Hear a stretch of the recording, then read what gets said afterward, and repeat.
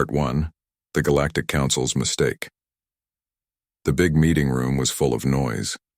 Aliens from many different worlds sat at their tables, talking loudly. Some had 4 arms, others had blue skin, and some looked like giant bugs. They were all here for the monthly trade meeting at the Galactic Council. Ambassador Li Hyun sat quietly at the human table. He was a tall man, with gray hair and kind eyes. Next to him sat Park Mina, a smart woman who knew about money and trade. On his other side was Kim Tae, a military officer who always stood very straight. Li Hyun looked around the room. He had been coming to these meetings for 20 years. In all that time, humans had helped solve many problems. When the bird-like Valdari and the rock-skinned Threx were ready to start a big war, humans helped them make peace. When the Nexian traders could not agree on prices and the whole galaxy almost ran out of money, human economists found a way to fix it. Humans were good at seeing all sides of a problem. Other aliens would get angry and fight, but humans would sit down and listen. They would find ways for everyone to be happy. That is why other species always came to humans when they had trouble. But today felt different. Li Hyun could feel tension in the air. The newest member of the council was the Corvan Empire. They were a military species who loved war and fighting. Their general, a big alien called Vextar, had been causing problems for months. He did not like humans and made no secret about it. General Vextar was huge, even sitting down. He had 4 strong arms and red skin covered in scars from old battles. His eyes were yellow and mean. For weeks he had been saying bad things about humans in small meetings. Today he was going to speak to everyone. The monthly trade session will now begin, announced the council speaker, a floating jellyfish-like creature called Mordian. General, Vextar of the Corvan Empire has requested to address the assembly. Li Hyun felt his stomach tighten. Park Mina looked worried. Kim Tae put his hand near his communication device, ready to call Earth if needed. General Vextar stood up slowly. His forearms moved as he walked to the center of the room. The big chamber became quiet. Even the always-talking Nexian traders stopped their whispering. Fellow members of the Galactic Council, Vextar began, his voice deep and harsh. I stand before you today to speak a truth that has been ignored for too long. He pointed one of his 4 arms at the human table. These soft-skinned mammals have made themselves comfortable in a role they do not deserve. They call themselves peacemakers and mediators. But what have they really done? Li Hyun stayed calm, but inside he felt a cold feeling growing. This was going to be bad. Look at their military, Vextar shouted, his voice getting louder. They have a few small ships and some ground forces that could not fight a group of children. When the Zephyrian pirates attacked trade routes last year, did humans send their mighty fleet to help? No, they sent negotiators to talk. Some aliens in the room started to nod. Others looked uncomfortable. And their economic power? Vextar continued. They produce nothing special. No rare metals, no advanced technology, no powerful weapons. Their wealth comes only from others paying them to solve problems that those others should solve themselves. Park Mina whispered to Li Hyun. Should we respond now? Li Hyun shook his head slightly. Let him finish. Vextar was getting more excited now. His forearms moved wildly as he spoke. For 300 years, these humans have made the galaxy weak. Instead of letting strong species lead and weak species follow, they have made everyone equal. They have made us soft. The Aitma room was completely silent now. Even species that usually disagreed with the Corvans were listening carefully. The galaxy needs strength, not endless talking, Vextar declared. We need leaders who can make hard decisions, not creatures who want everyone to be friends. The human way has made us all weak and dependent. He turned to face the human table, directly. I propose that humanity be stripped of their council seats immediately. They should be reduced to observer status only. No more voting rights, no more mediation services, no more treating them as equals to real galactic powers. The chamber exploded with noise. Some aliens cheered and clapped. Others looked shocked. A few started arguing with their neighbors. Li Hyun sat perfectly still. He had expected this day might come, but it still hurt to hear it. For 3 centuries, humans had worked hard to help other species. They had prevented wars, solved trade disputes, and helped build the peaceful galactic community that existed today. And now they were being called parasites. Park Mina was angry. Her face was red and her hands were shaking. "How dare he?" she whispered. "After everything we have done for them." Kim Tae was already typing on his communication device. "I am alerting Earth Command," he said quietly. "They need to know what just happened." But Lee Hyun was thinking about something else. He was remembering all the wars that humans had stopped, all the trade agreements they had helped write, all the small problems they had solved before they became big problems. He was thinking about the human doctors working on alien worlds, the human engineers maintaining space stations, the human teachers helping alien children learn. General Vexitar was still talking. "These parasites contribute nothing to galactic defense. When real threats appear, they hide behind their words and expect others to fight for them. It is time for the galaxy to be led by those with the strength to lead." Finally, the council speaker called for order. "General Vexitar, thank you for your passionate address. Does the human delegation wish to respond?" Lee Hyun stood up slowly. The room became quiet again. Everyone was waiting to see what the humans would say. Would they defend themselves? Would they get angry? Would they make promises to change? Lee Hyun walked to the center of the room where Vexitar had been standing. He looked around at all the alien faces staring at him. Some looked curious, some looked hostile, some looked worried. When he spoke, his voice was calm and quiet, but everyone could hear him clearly. "The Republic of Korea, speaking for all nations of Earth and all human colonies, hereby formally withdraws from the Galactic Council, effective immediately." The room was so quiet that you could hear the air recycling systems running. "We are also terminating all mediation services, all trade agreements, all diplomatic relations, and all mutual defense pacts. All human personnel will be recalled from alien worlds and space stations. All alien personnel must leave human space within 30 days. Now the aliens started to look worried. Some were whispering to each other urgently. Lee Hyun continued in the same calm voice. "We thank the Galactic Council for educating us about our true worth to this community. Humanity is going home." He turned and walked back to the human table. Park Mina and Kim Tae stood up with him. Together they gathered their papers and files. "Wait," called out Mordian, the council speaker. "Surely we can discuss this. There is no need for such drastic action." Lee Hyun paused at the door of the chamber. "General Vexitar spoke for the council when he called us parasites and demanded we be stripped of our rights. We are simply agreeing with your assessment. You clearly do not need us." He looked back at the room full of aliens. Many of them looked confused and scared. "Good luck solving your problems without parasites to help you." And then the humans left. Behind them, the chamber erupted in chaos. The Valdari delegate was shouting at the Threx representative about an old border dispute. The Nexian traders were arguing about who would handle the currency exchanges that humans usually managed. 3 different species started arguing about mining rights in a system where humans had been keeping peace for 50 years. General Vexitar stood in the middle of it all, suddenly realizing that his victory felt very much like a defeat. Within hours, the news spread across the galaxy. Humanity had quit. The mediators were gone. The peacemakers had packed up and left. And for the first time in 300 years, the galaxy's problems belonged to the galaxy alone. 3 weeks had passed since Ambassador Lee Hyun walked out of the Galactic Council. The news had spread to every corner of the galaxy, but most aliens thought it was just human drama. They believed humans would come back after a few days of pouting. They were wrong. Commander Choi Jun stood on the observation deck of Kepler Station, watching human transport ships dock one after another. The station was the biggest trade hub in the galaxy, floating in space between 5 different star systems. Millions of aliens came here every day to buy, sell, and make deals.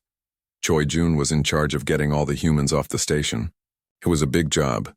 There were over 50,000 humans working on Kepler Station, and they all had to leave. "Sir, the medical team is packed and ready," reported Lieutenant Park Soo, walking up to him with a datapad. "Dr. Kim says the alien. Doctors are panicking because they don't know how to use the medical equipment." Choi Jun nodded sadly. The humans had brought their medical knowledge to the station 20 years ago. They had built hospitals that could treat dozens of different alien species. The alien doctors had learned to use human equipment, but they never learned how it worked. "What about the computer systems?" Choi Jun asked. "That's the big problem, sir," Park Soo said, looking worried. "Engineer Lee Min says the whole station runs on human-designed software.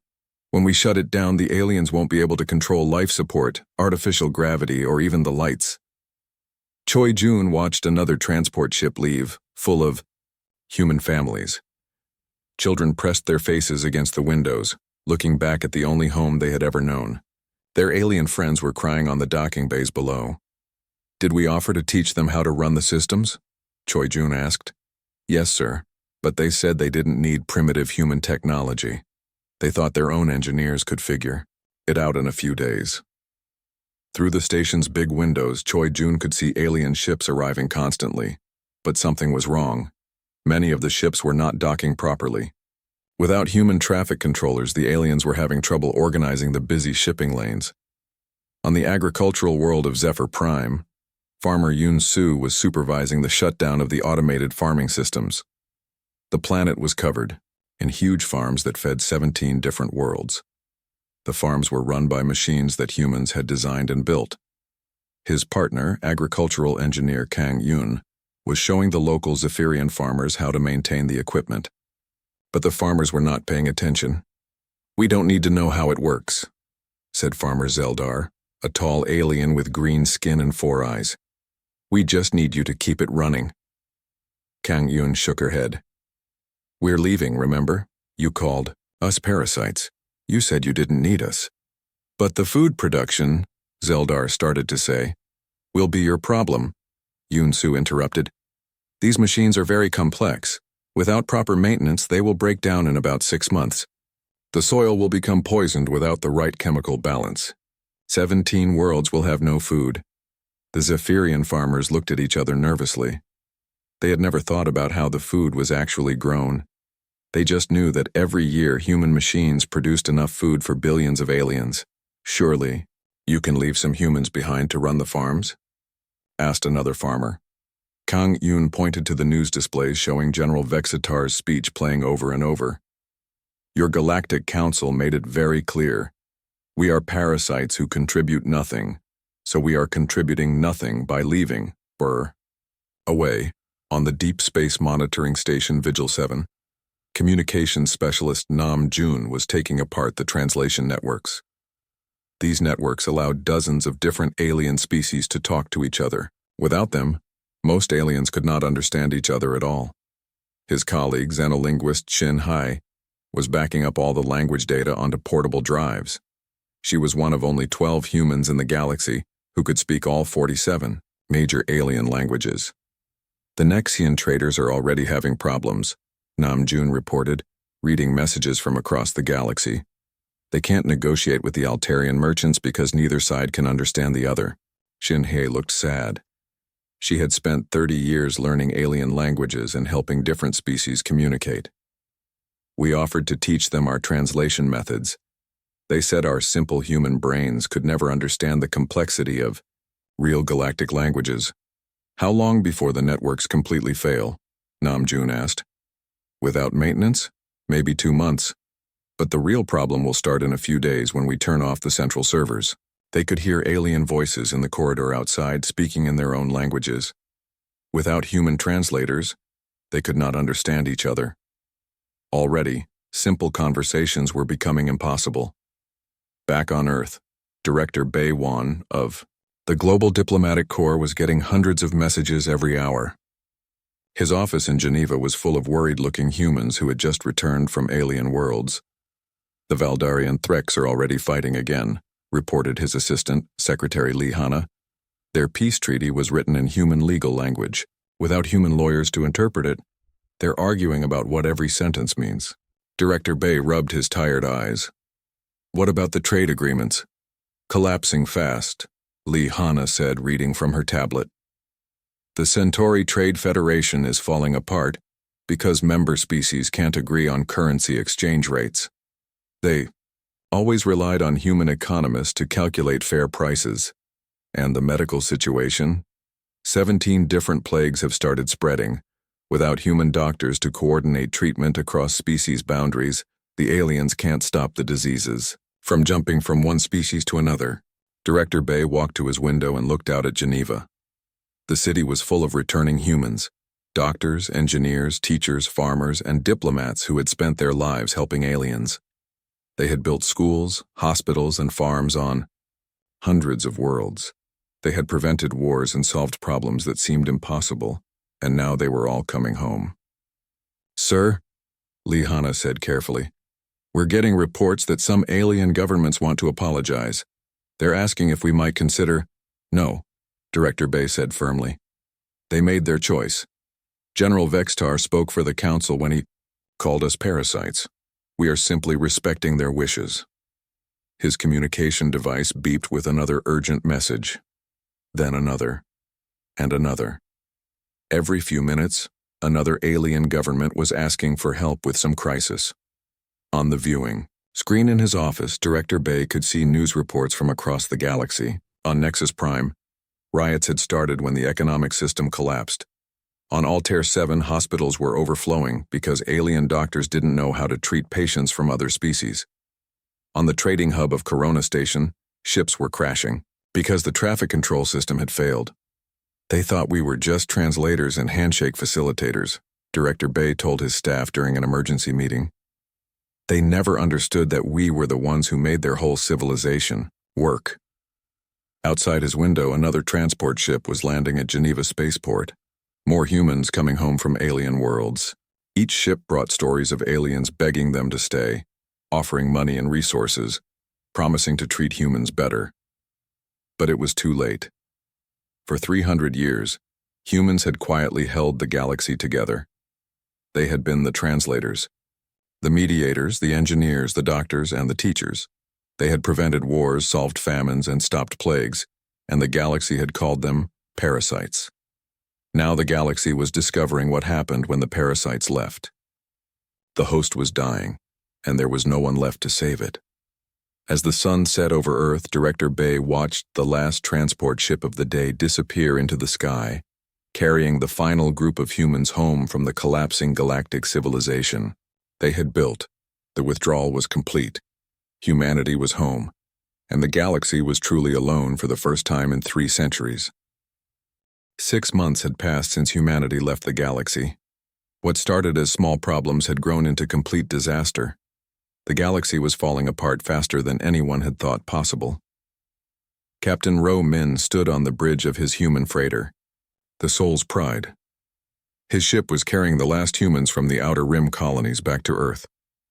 Through the ship's windows, he could see the terrible signs of galactic collapse. "Captain, we're receiving another emergency broadcast," said his communications officer, Lieutenant Yoon Dae. "It's from the Corvan Empire. They're asking for immediate humanitarian aid." Captain Ro almost laughed, but it wasn't funny. The Corvan Empire was the same government that had called humans parasites 6 months ago. General Vextar had demanded that humans be thrown out of the galactic community. Now his empire was begging for help. "What's their situation?" "Captain," Ro asked. "They're at war with 3 different species.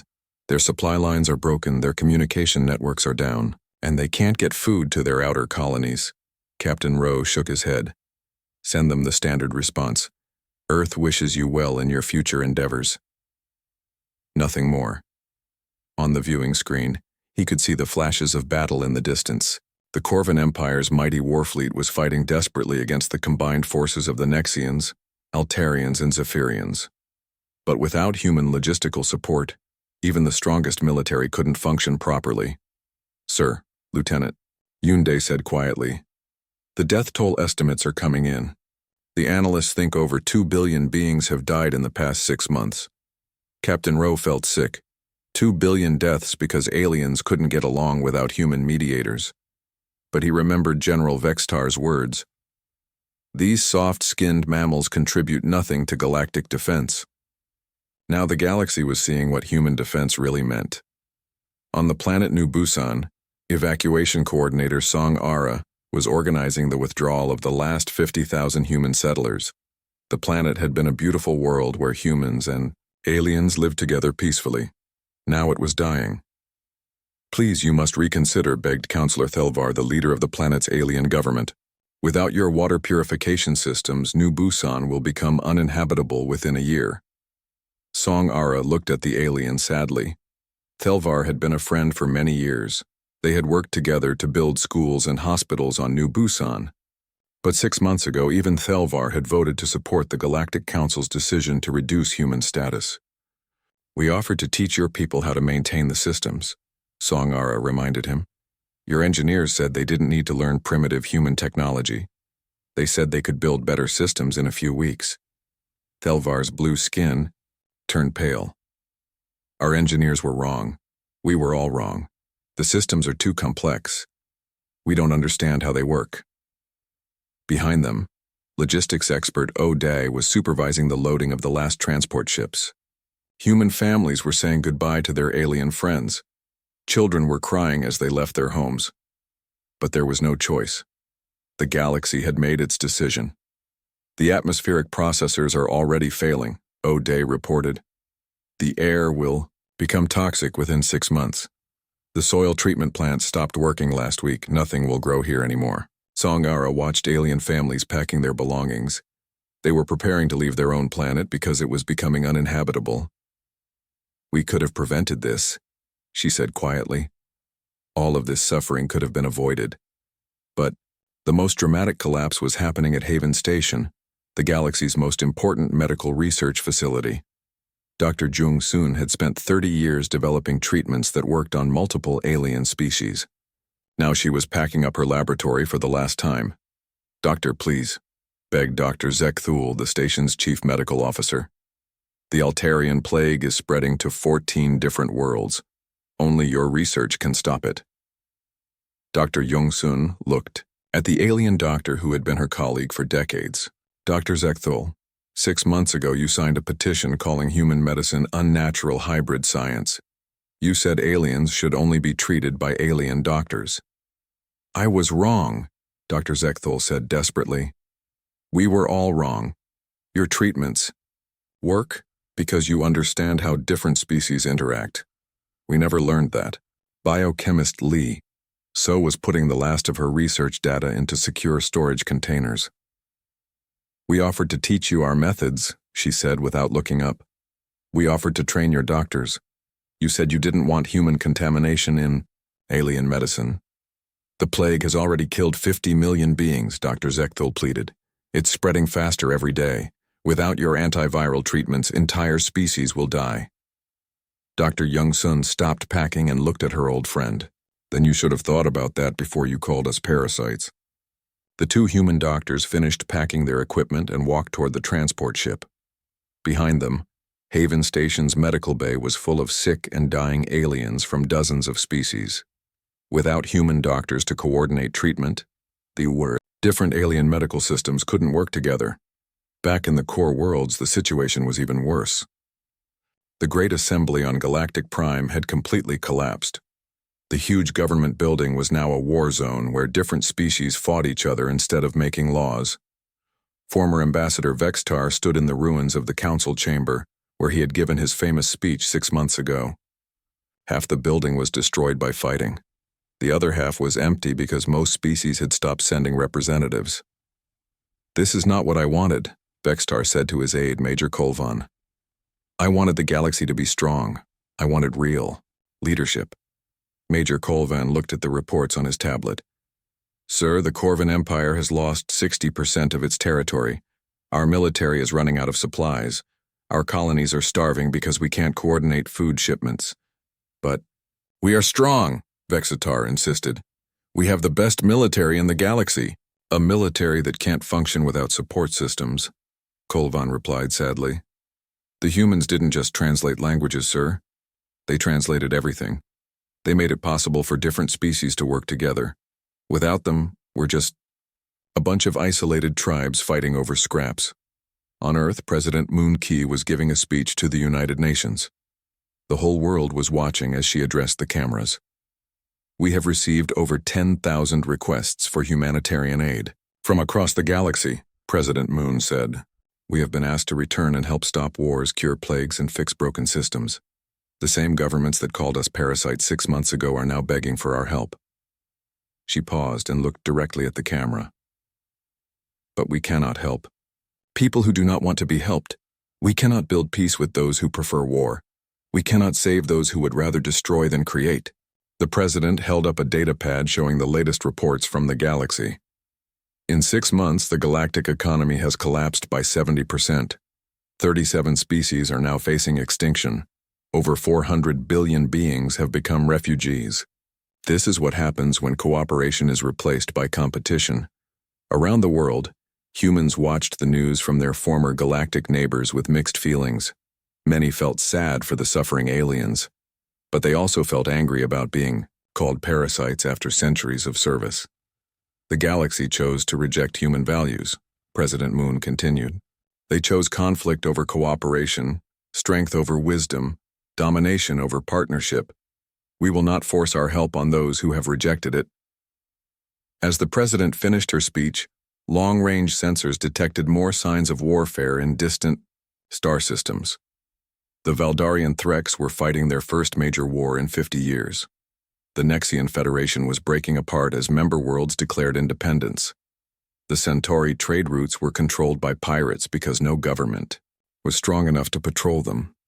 The galaxy that had once been peaceful and prosperous was now a battlefield, and it had taken less than 6 months to destroy what had taken centuries to build. In the end, the aliens had gotten exactly what they asked for: a galaxy without human parasites.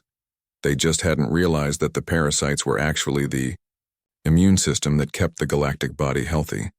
Now the body was dying and there was no cure. 2 years had passed since humanity left the galactic community. The galaxy had fallen into what historians would later call the Great Collapse. Nothing worked anymore.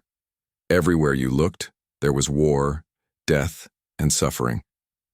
Admiral Ko Young stood on the bridge of the Earth warship Incheon. Her fleet patrolled the edge of human space, turning away alien ships that came begging for help. Through her ship's big windows, she could see the distant flashes of battle. 3 major wars were happening at the same time in sectors that used to be peaceful. How many refugee ships today? Admiral Ko asked her tactical officer, Lieutenant Shin Bom. 47 so far, Lieutenant Shin replied, looking at his screen. All requesting permission to enter Sol system, all denied. Admiral Ko nodded sadly. Every day, more alien ships arrived at the borders of human space. They carried refugees fleeing from wars, famines, and plagues. The ships were crowded with families who had lost everything. But Earth's orders were clear. No alien ships were allowed in human space. It's strange, Lieutenant Shin said quietly. 2 years ago they called us weak because we preferred talking to fighting. Now they're tearing each other apart while we watch from safety. The numbers were terrible. Admiral Ko had read the latest intelligence reports. The Corvan-Nexian War had killed over 10 billion beings. The Great Trade Collapse had destroyed the economies of 43 worlds. Without human doctors, plagues that could have been easily stopped were killing entire populations. On the research station orbiting Saturn, Dr. Yu Jin was studying the galactic collapse with scientific interest. She was a xenosociologist, someone who studied how alien societies worked. Her colleague, Dr. Kang Min, had predicted this disaster years earlier in a research paper. The collapse is happening exactly as you said it would, Dr. Yu told Dr. Kang as they watched the latest reports. Remove the mediating species and the whole system falls apart. Dr. Kang looked sad, but not surprised. I called it the mediator paradox in my paper. When a group becomes dependent on someone else to solve their conflicts, they lose the ability to solve conflicts themselves. On the viewing screen, they could see news footage from the Centauri cluster. 7 different species were fighting over the same star system. What had started as a trade dispute had become a shooting war because no one could agree on anything without human arbitrators. It's like watching a building collapse, Dr. Yu said. Take out the foundation, and everything else falls down. The most desperate situation was happening in the former Galactic Council territories. Without human administrators, the government had completely stopped working. Basic services like space traffic control, disease monitoring, and trade regulation had all failed. Former Ambassador Lee Hyun, now serving as Earth's Minister of Galactic Affairs, received daily reports about the chaos. The news got worse every day. His office in Seoul was full of data about the dying galaxy. "Sir, we have the latest casualty estimates," reported his aide, Secretary Jang Yoon. She looked tired and sad. Reading about so much death and suffering was hard on everyone. Lee Hyun took the report and read it carefully. The numbers were horrible. Galactic population had dropped by 40% due to war, famine, and disease. 200 billion beings had become refugees. 67 species were now considered endangered. The galactic economy had shrunk by 85%. "They keep asking us to come back," Secretary Jang said quietly. "Every day, more delegations arrive at our embassies. They're willing to give us anything we want." Lee Hyun looked out his window at Seoul. The city was peaceful and prosperous. Korean children were playing in parks while their parents worked in clean, safe buildings. Earth had problems, but they were small compared to the galactic nightmare happening outside. "What are they offering now?" Lee Hyun asked. "The Valdari are offering to make humans the supreme rulers of their empire. The Nexians want to give us half their remaining territory. The Altarians are offering to worship humans as gods." Lee Hyun shook his head. "They still don't understand. We never wanted to rule them. We just wanted to help them live together peacefully." Outside his window, he could see alien diplomatic ships waiting in long lines at Seoul Spaceport. Desperate ambassadors from dying worlds sat in those ships, hoping for a meeting that would never come. Earth's policy was clear.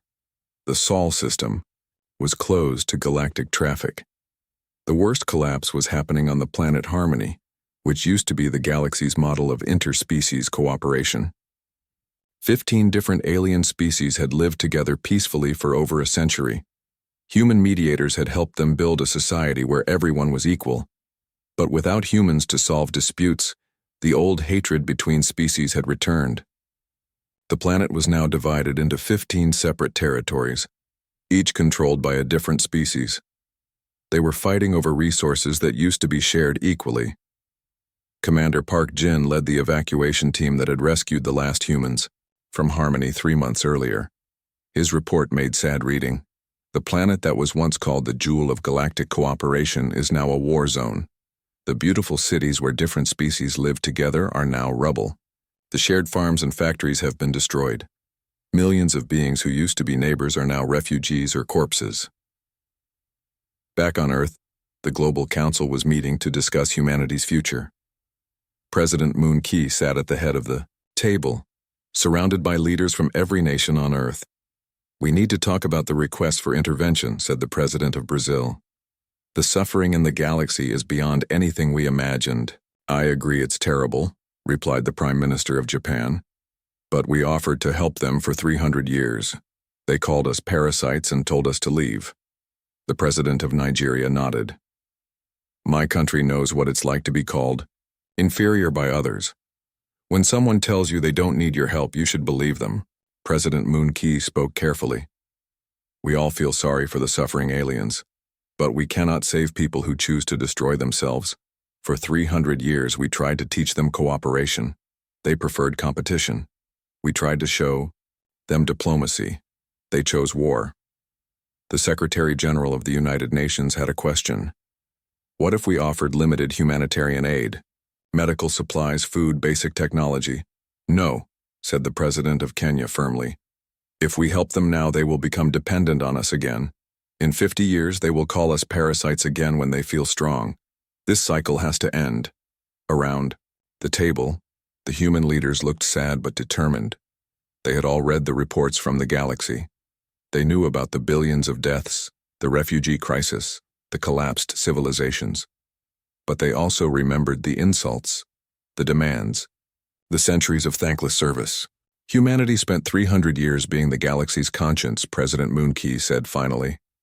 We prevented wars, cured diseases, fed the hungry, and mediated disputes. And when we got tired of being taken for granted, they called us parasites. She stood up and walked to the window. Outside, the lights of Sol sparkled in the night. Somewhere beyond those lights, humanity's ships were exploring distant galaxies, making contact with new species who appreciated cooperation.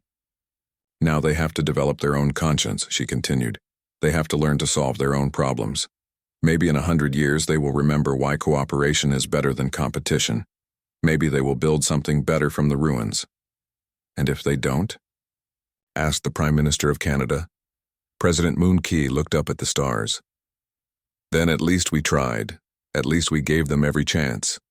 History will remember that we offered our hand in friendship for 3 centuries, and they chose to bite it instead. As the meeting ended, reports continued to arrive from the dying galaxy. More wars, more famines, more plagues. The greatest civilization in galactic history was destroying itself, one species at a time. But humanity was no longer watching from the inside. They had become observers of a tragedy they had tried for centuries to prevent.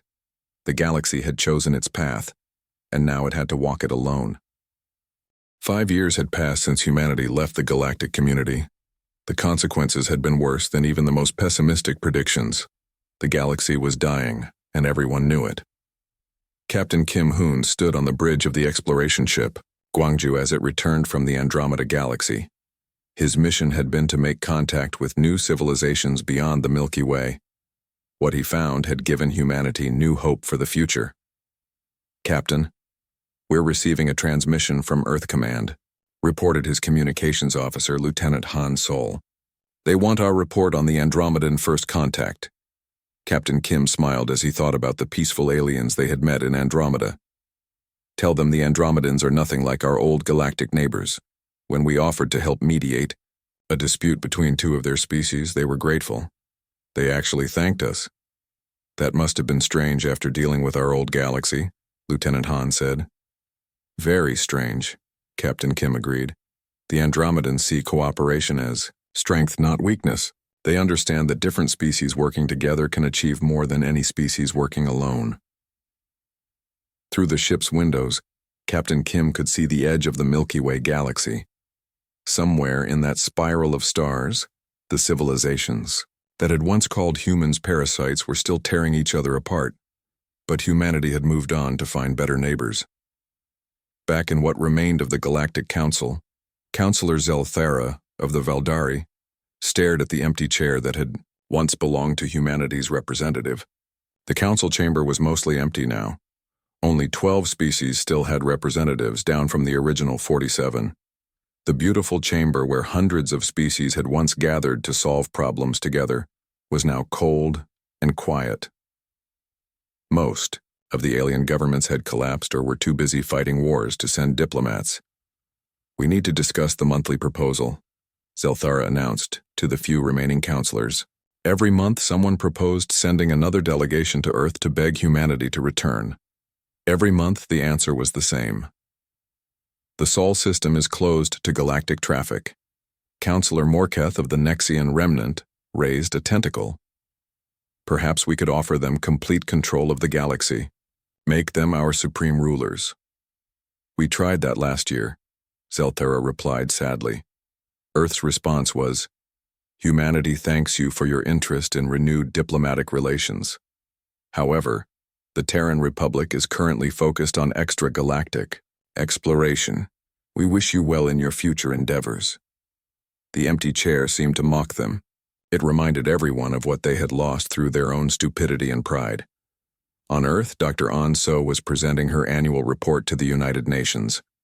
As director of Earth's Institute for Galactic Studies, she tracked what was happening in their former galactic neighborhood. The statistics painted a picture of complete civilizational collapse. Galactic population has decreased by 60% due to war, famine, and disease, Dr. An reported to the Assembly. Only 18% of star systems maintain technological civilization. Interstellar trade has decreased by 94%. 23 species have gone completely extinct. The delegates listened in sad silence. These were not just numbers. They represented billions of individual lives lost to preventable conflicts. The galaxy is experiencing what we call cooperative collapse, Dr. Ahn explained. The species there evolved in environments where they had to either dominate or be dominated. They never learned to truly cooperate as equals. Humans served as a bridge between their natural instincts and civilized behavior. A delegate from Brazil asked the question everyone was thinking. Is there any chance they might recover on their own? Dr. Ahn shook her head. Our models suggest the collapse will continue for at least another century. Some species might survive, but the galactic civilization we helped build is gone forever. On Earth's moon, the lunar memorial had been completed the year before. It honored the 847 human diplomatic, medical, and technical personnel who had died in service to galactic peace over 3 centuries. The memorial was a simple white wall with names carved in stone, overlooking the blue Earth below. Former Ambassador Lee Hyun, now an old man with white hair, stood before the memorial with his granddaughter, Lee Yuri. She was 12 years old and had never seen an alien in person. To her, the galactic collapse was just history. "Grandfather, why don't we go back and help them?" Yuri asked, reading the names on the wall. "If they're suffering so much, shouldn't we try to save them?" Lee Hyun was quiet for a long moment. He looked up at the Earth rising over the lunar horizon, beautiful and peaceful. "Because sometimes, child, the greatest kindness is allowing others to face the consequences of their choices. But so many are dying," Yuri said. "Yes," Lee Hyun agreed sadly. "But we tried to help them for 300 years. We prevented their wars, cured their diseases, fed their hungry, and solved their problems. And when we asked for nothing in return except basic respect, they called us parasites." He pointed to the names on the memorial wall.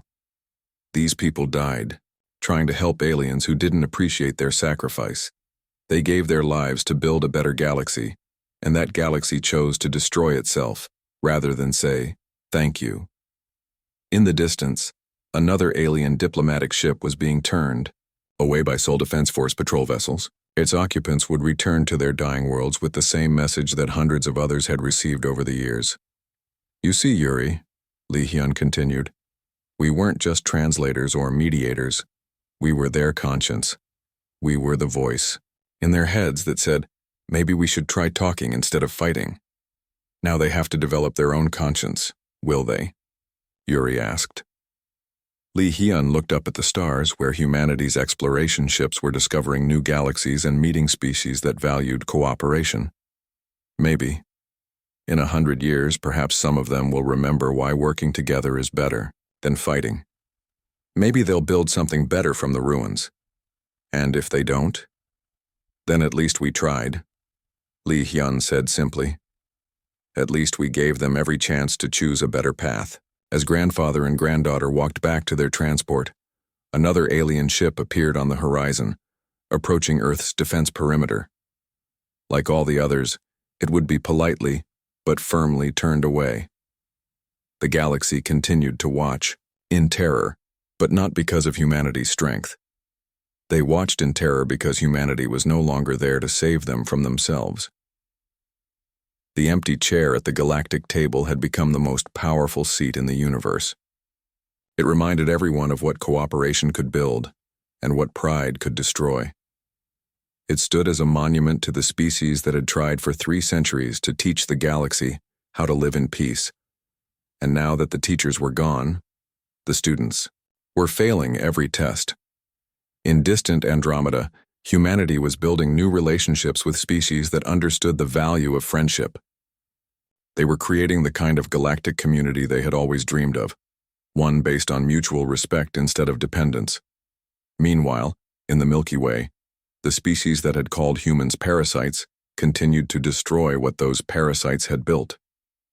They fought over the ruins of a civilization they had been too proud to preserve. The galaxy had learned too late that the real terror was not in humanity's presence, but in their absence. Without the mediators, the peace builders, and the bridge makers, the galaxy had reverted to its natural state. endless conflict between species that could not understand each other. The empty chair would remain empty. Humanity had moved on to find neighbors who appreciated the gift of cooperation. And the galaxy that had rejected that gift would have to learn to live with the consequences of their choice, or die trying. The end